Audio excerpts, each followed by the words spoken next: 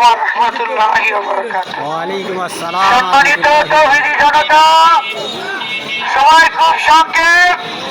ইসলামী আন্দোলন বাংলাদেশ, ইসলাম দেশ মানবতার কল্যাণে অত্যন্ত কর্মী হিসেবে বাংলাদেশে কাজ করে যাচ্ছে। আপনারা জানেন, স্বাধীনতার 54 বছরে যারাই ক্ষমতায় এসেছে তারা আঙ্গুল ফুলে কলা গাছ বট গাছ হয়েছে। কথা ঠিক কিনা? ঠিক। এই বাংলাদেশটাকে বিশ্বের দরবারে চোরের খুনি হিসেবে প্রমাণ করেছে। ঠিক। এজন্য স্বৈরাচার হাসিনাকে আমরা বিজয় করেছি। স্বৈরাচার হাসিনার আগেও যারা ক্ষমতায় ছিল তারা এই দেশের শাসন ব্যবস্থাকে কলুষিত করেছে, সন্ত্রাসী করেছে।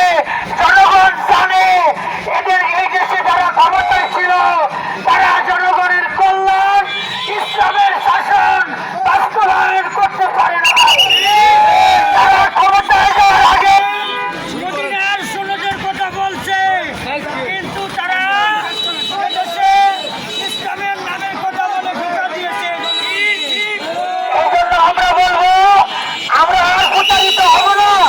এই জন্য ইসলামের পক্ষে একটাই মার্কা, এক টাকা মার্কায় আমরা ভোট দিব। কোরআনের পক্ষে, ইসলামের পক্ষে, আল্লাহর পক্ষে, ইসলাম প্রতিষ্ঠার পক্ষে একটাই মার্কা, সেই মার্কার নাম হলো হাত পাকা। ঠিক। এজন্য মুসলমান হিসেবে ইমানের দাবি, ইসলামের মার্কা একটাই, শরিয়া আইন, ইসলামী শরিয়া আইন আমরা পাস করব। আমরা সারা পৃথিবীর কাছে, সাংবাদিকের কাছেও বলছি, আমরা ইসলামের আইন প্রতিষ্ঠা করব। আমরা অন্য কোনো দলের মতো না, মানুষের কাছে বলবো ইসলামের কথা, সাংবাদিকের কাছে বলবো ইসলামী শরিয়া আইন চাই না। আমরা এরকম মুনাফিকি দল না। কথা ঠিক কিনা?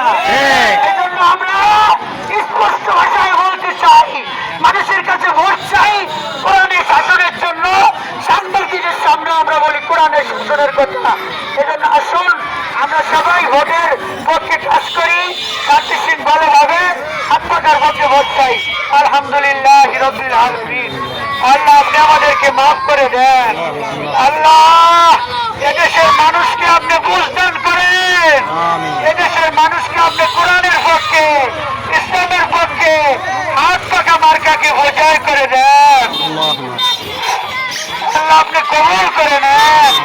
আল্লাহ আপনি আমাদের ক্ষুদ্র মেহনত কবুল করে নেন। আল্লাহ আমাদের কর্মীরা নিজের টাকা খরচ করে, নিজের